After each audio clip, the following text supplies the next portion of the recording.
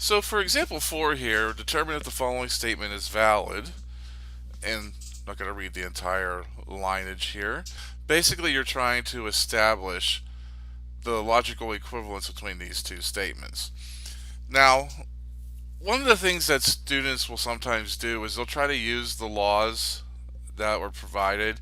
And you notice that I don't spend a whole lot of time on them for the pure purpose is that a lot of the circumstances you may be given, those laws are not going to apply directly. They're not going to be the sole reasoning behind any proof you come up with anyway. So it's very rare that you're going to get some problems, other than some of the suggested ones in the textbook, that you're going to be able to use those laws solely. Um, and if you do, you may have to really stretch things a bit and be able to apply them a little bit at a time. There's many other laws of logic out there, and you're really not responsible for going into them very much in this course. So, but I am going to show that there are problems that it is possible to do that, but essentially that most cases it would be best to use the truth table, because it's the truth table that would have been used to prove all of those laws of logic that were introduced here. So using method 1 here, I am going to use previously proven laws of logic. And here's why a lot of people want to try to do that, because it often does shorten the proof if all the rules will apply. So looking at this statement up here, taking the left-hand side, at least part of it, I make the statement that P and Q or R is logically equivalent to P and Q in parentheses or R, basically saying that the P and Q would be established first. It's important to note that because that is the order of precedence in logical connectives. So anytime you're presented with anything that has 3 or more connectives in it, you have to know which order to take care of them. If you take care of them in the wrong order, you might get the wrong conclusion. So just making note that there's parentheses understood to be here in this situation. So now if I negate the left and the right hand side, that's all that's going on here. I'm showing that I'm negating both sides because these are logically equivalent, so if I negate both sides, I should get the same thing. That's kind of a combination of the definitions of negation as well as logical equivalence. So now, more or less focusing on this statement right here, if I negate this, if I carry this through the correct way, well, first I'm going to take care of the or statement. I'm going to negate an or statement. So by De Morgan's law, I can change this into the negation of the first statement. The or becomes an and I negate the second statement. That's what De Morgan's law actually does state. And now, if I focus on just this part of it, and I want to carry through this negation, I'm going to negate both sides and change the and to an or. And so I would end up with not P or not Q in parentheses and not R. And again, that's from De Morgan's law. And I basically now arrived at the other side of this. So I started with this, the left-hand side, and shown it was logically equivalent to this. That is the end of the proof. So it is nice if you have that ability to do that. The issue is you will oftentimes not have that ability to do that. They will not apply that directly.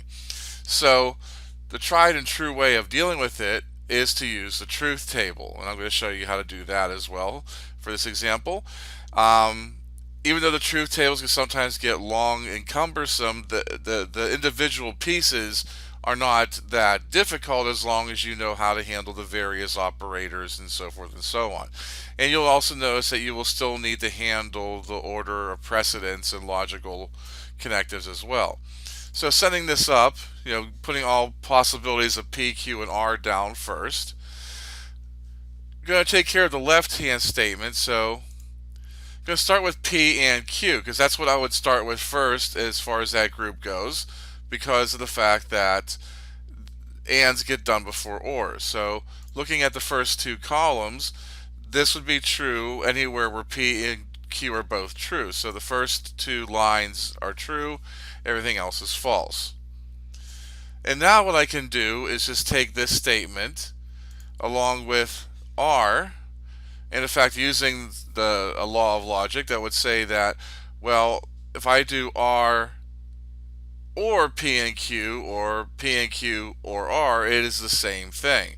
So if I look at these two, as long as one of the two columns has a true value of true in it, then the whole statement's true. So again, those parentheses are understood to be there anyway. This is what the truth table for that would look like. So I'm getting close to what this statement is here. So if I just negate this now, which means I'm just going to negate this column right here. Everything that was true is false, everything that's false is true. And so this is going to be one of the things I look at later as I deal with this. I'm now going to get ready to do the right hand side where I have all these not P, not Q's, and not R's. So just basically reading these over here, I just did the opposite of each one of them. So all the truths became falses in each one of these lines or columns to get this here. And so now there are parentheses here, so that gets order of precedence. So this statement, if not P or not Q, is the first statement that gets done. And so I'm going to focus on these two columns here. For this to be a true statement, one of the two statements have to be true or both. If they're both false, then it's false. So basically, this is what you get. The first two lines are false, everything else is true for this statement here. Now what you want to do is, all you do now is do and, not R. So you have this column here and this column here. And again, in order for this statement to be true, both columns have to have a truth value of true in it. Anything else is going to be false. And so if you work those through, these are the truth values you get. And if you do look at it and compare these two, they have the same truth table. These two statements produce the exact same truth values for the exact same P, Q, and R combinations. Therefore, this statement is valid. It is logically equivalent because of that. So there's two methods of showing this particular example is a valid statement.